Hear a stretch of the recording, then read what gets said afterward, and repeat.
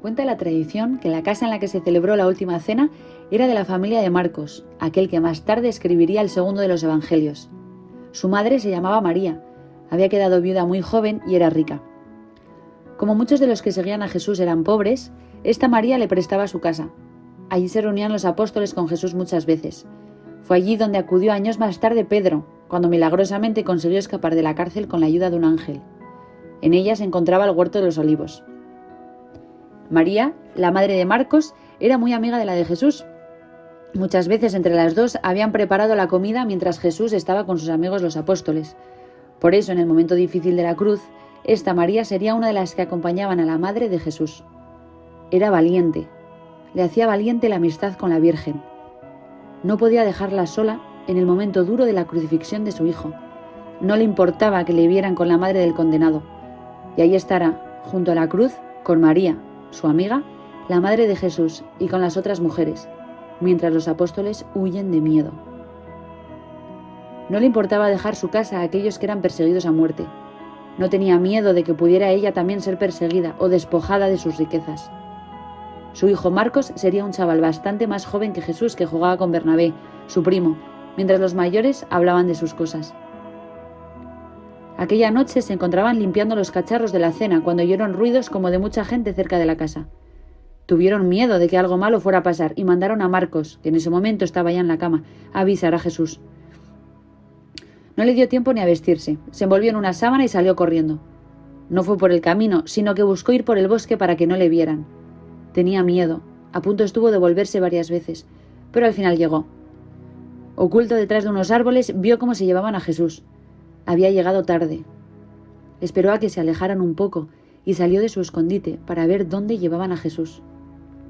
En el momento de salir, un ruido metálico le hizo volver la cabeza e instintivamente echó a correr. Era uno de los soldados que se había quedado atrás. En plena carrera notó un tirón en la sábana que le cubría, que casi le hace caer al suelo. No lo dudó, se soltó la sábana y arreció la carrera. Aunque llegó a conocer a Jesús, era muy pequeño para enterarse de lo que predicaba. Conoció la doctrina de Jesús de labios de su madre. No se planteaba grandes problemas en cuanto a la necesidad de comprometerse, ya que siempre había sido cristiano. Su primo Bernabé era uno de los ayudantes de San Pablo. Era más o menos de su edad. Cuando eran pequeños, habían jugado muchas veces juntos. Tenían gustos parecidos. Bernabé era más decidido. Siempre se había mostrado más audaz. Era difícil que dejara de hacer algo por miedo o por pereza. Su primo no había tenido una vida tan acomodada como la suya, por lo que muchas veces había tenido que ganarse la vida.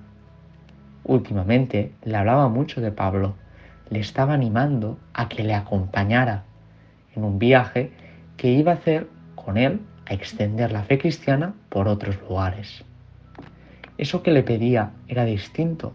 Hasta ese momento se había dejado llevar por su familia en el seguimiento de la doctrina de Jesús, pero ahora tenía que tomar la decisión él solo. Se trataba de jugarse la vida, como los demás discípulos. Pocos años antes, Esteban había sido asesinado públicamente a pedradas en el propio Jerusalén por dar a conocer la doctrina de Cristo. Al final se decidió y les acompañó en ese viaje. La verdad es que no estaba muy convencido, pero se decía, no voy a ser menos que mi primo. No hizo falta mucho tiempo para darse cuenta de que la cosa iba en serio. Muchas veces no tenían ni para comer, a veces salían por piernas de las ciudades donde habían predicado, perseguidos por los judíos unas veces y por los gentiles otras. Pablo tuvo que sufrir la flagelación varias veces, castigado por las autoridades. Miraba con admiración a su primo y a Pablo, pero no se sentía con fuerzas, no experimentaba ese deseo tan fuerte de dar a conocer la doctrina de Jesús. No hasta el punto de jugarse la propia vida. Además, si estaba tan cómodo en su casa, sin complicarse la vida, les abandonó en pleno viaje y se volvió a casa de su madre donde se encontraba más a gusto, sin tantos sacrificios.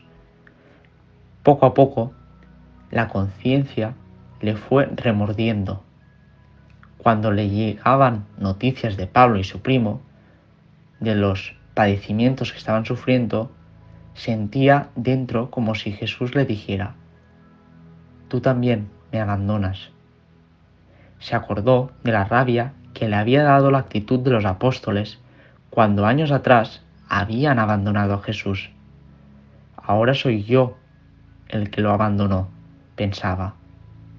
Al ver a su madre y anciana, le venía a la memoria el recuerdo de su fidelidad a Jesús y a María en los momentos difíciles, y se dijo: ¿por qué no ser como los apóstoles, que arrepentidos de su traición terminaron dando la vida por su amigo?